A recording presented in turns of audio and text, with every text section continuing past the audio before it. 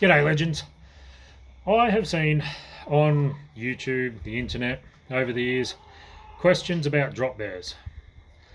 So I thought I would fill you in because, believe it or not, they are real and it's not going to be what you think. So there is two different types of drop bears, or what Australians consider drop bears. And no, it's not, like from the ads of Bundy, a big, huge bear dropping out of a tree. Um, it's well, one lot is a lot smaller, and then there is actually one it's a bit larger, but it's not a bear. We just call them drop bears because people call koalas koala bears, and it is a sort of interbred subspecies of feral koala is the first type, and it is quite large. They are only male, and there is a reason, obviously, that they're called drop bears. So they drop for two reasons. Um, the first reason, and it's the main reason that they drop, and if you live in an area with lots of koalas, you just hear these big, you'll hear this screaming of a female koala, and then a big drop. Well, you won't hear a big thud. And so what it is they are the drop bear is as I said, a sort of a subspecies of koala that then is a lot larger than the koala. They are only male. They seem to have some type of gene deformity, and they will chase the female koalas up the tree trying to breed with them. They will mate with them. They will be quite forceful, and so the reason that they are drop bears is because the smaller female koala will climb further and further out onto the gum tree, which is where koalas live. They only eat gum leaves, and the small female will climb further and further out onto a tree, generally two trees that are closer together, and they will jump into the next tree. The much larger drop bear will try and follow it, and hence the koala screaming. And the drop bear that will then try to follow it, try to jump, from tree to tree, but being a lot larger, they quite often fall, and I mean quite often fall. Huge big thud, and quite often this can kill them. Not always. It's probably, I say quite often, it's probably like 30% of the drops will kill them, which is great because we don't actually like them. Aussies, it's not the only reason. We have a lot of animals during, obviously we're known for our dangerous animals. We have a lot of animals during breeding season that are aggressive. Our magpies are aggressive, which is a bird that swoops you.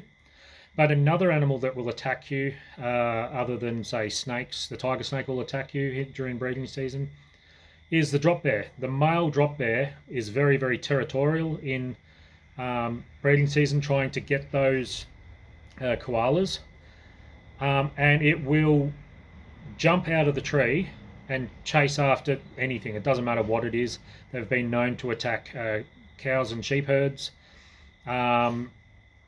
which is not very successful because if it's more than one cow, they'll probably get trod on. To put it in perspective of height, they come up to about your pocket. They're about 2 foot tall. That's where its mouth would land. So its arms come up a bit higher. They do have sort of stubby arms, but they have huge claws. So I've only ever had one jump down at me, or drop down, and I did not hang around. I'm a 6'1" male. I weigh about 110 kilos, and I'm not taking it on. That's only happened to me once. You do see them out in the bush, but if it's not in spring, if it's not in breeding season, you don't have to worry about them. You can generally tell breeding season because if they do catch something and kill it, they will hang it up in a fork of a tree. I have seen like a dog up in the fork of a tree before. That was a bit of an eye opener. It was just a sheepdog, which is still fairly large. Like, I wouldn't take my dog out. He's a basset hound. He weighs probably 30 kilos. And they would kill a dog that size if they got a hold of it. Remembering these things only attack as a one. They're not a pack animal. They hunt during that spring.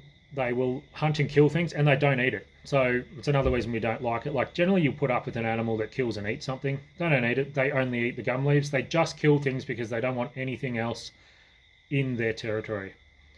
Now that's the one type. That is the big one. That is the one that is most dangerous to humans, I suppose. The second one is not from around here. It's up in the middle of Australia, on the sort of the top of where the deserts are, closer to sort of Northern Territory area.